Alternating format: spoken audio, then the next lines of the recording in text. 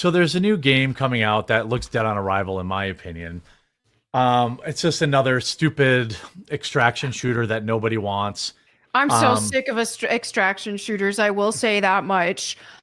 Well, what do you make of? So Bungie has said there will be no proximity chat for Marathon Revival in order to create a safe space for gamers. I thought I would let you run with this topic because let people know what prox chat is. Okay. And maybe how because I love it, by the way. Oh yeah, proximity chat's super fun.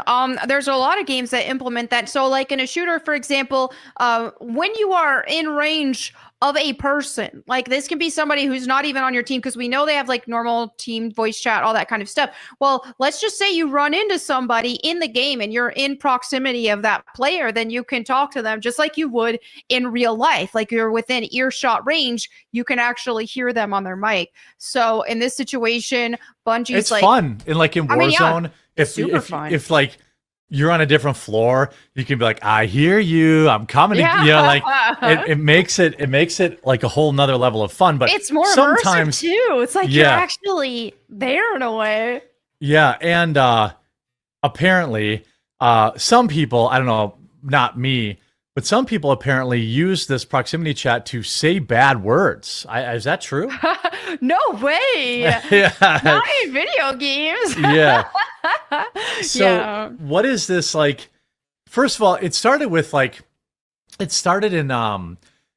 Blizzard. You used to be able to like chat in Hearthstone. They got rid of that. Right. World of Warcraft, you can't hardly chat or get banned. This idea, because like one dork gets offended because someone says the N-word, or somebody says, you know, a word that they don't like, or they make fun of them. It's like one bad apple truly spoils the whole bunch. One person, which by the way, you know, you can always mute people. You can always opt out of That's proximity what's crazy chat to too. me. This is just like a cop-out for not wanting to moderate your own freaking game at the end of the day. Because if somebody is actually being, you know, out of line, saying death threats or just like really out of line things like that, you know, because these games, a lot of these games that have done this for so long, they still have some sort of code. And then if you moderate your own game, then you can ban the people who are just absolutely harassing others. But in this case, it's like it's a cop out. They can say, oh, well, we don't want people we want people to feel safe in their safe space. Well, it's like they don't want them to moderate their own game, because like muting has always been a thing. And hey, I've used the mute feature before. I have too. I almost always do, especially if people have open mics, and I like it's listen, black folks, all right, you are some of the worst offenders of open mics I've ever experienced in my life. I don't want to hear everything going on in your apartment. I don't want to, and then also stoners. I don't want to hear you doing your bong rips and coughing and talking about, you know, your sticky buds. Like, you should be on prox chat to be in the game and enjoy the game. I don't want to hear your open mic while I'm trying to listen for footsteps in a game. I've always said like open mics should be bannable offense. I hate it. I do too. I hear your smoke alarm chirping. I hear you doing your bong rips for the stoners. You know, people's moms yelling at them. I hate that.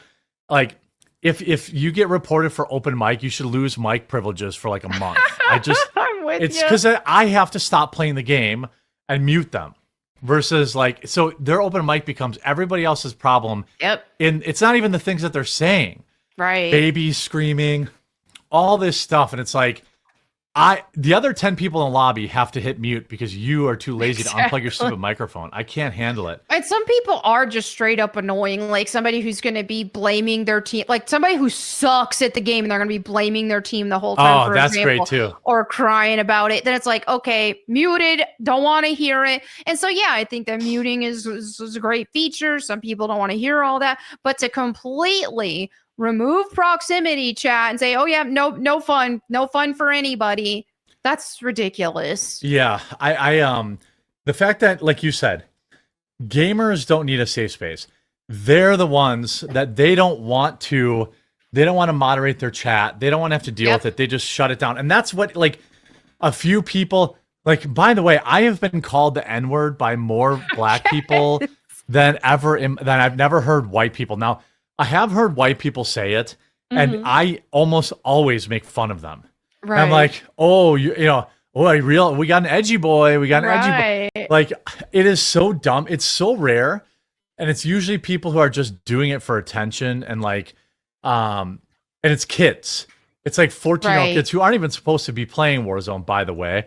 Not that I care, but like, actually, I'll take all the N-words and the people smoking weed over the squeakers. Like, I would rather listen to that open mic than a squeaker in the game, because that's always cringe. Or the people with voice changers trying to make clips. It's interesting. This game looks dumb. It's just another and though the most egregious thing I've seen with character designs, because normally we just see the female characters get super uglified. Like in this case, this is a character named Glitch.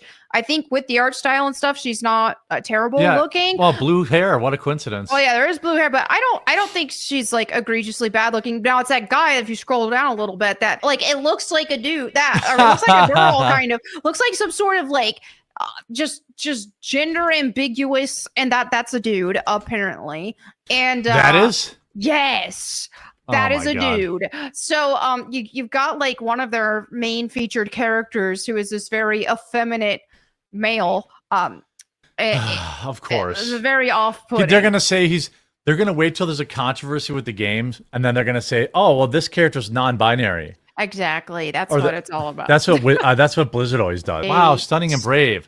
I don't think gamers need. By the way, here's the next article from just a few months ago. Bungie cuts jobs reportedly needed to stop continued losses. Yeah, because Bungie is just they've gone full gay with a lot of the stuff that they're pushing, and like they're the ones that had like this whole big Latinx push too. Was that last year?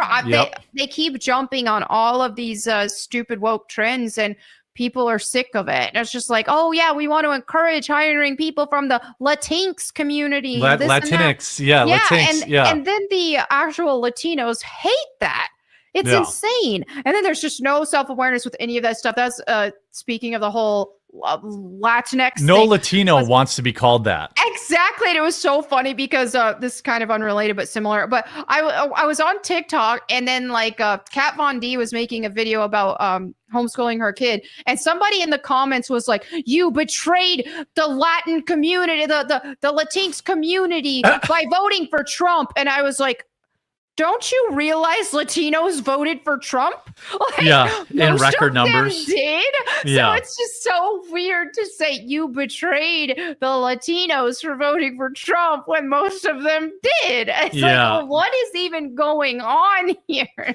Yeah, and most Latinos who vote for they're pro closing the border too. Right? They don't also want mass unchecked immigration. Yeah. They're also widely Catholic with traditional values. So it's just so crazy that this whole woke movement wants to act like, oh, we're all like pro-Latinos or Latinx, and like they want to put them all in this woke umbrella when the majority of them are conservative Christian valued. Yeah, it's not a good look.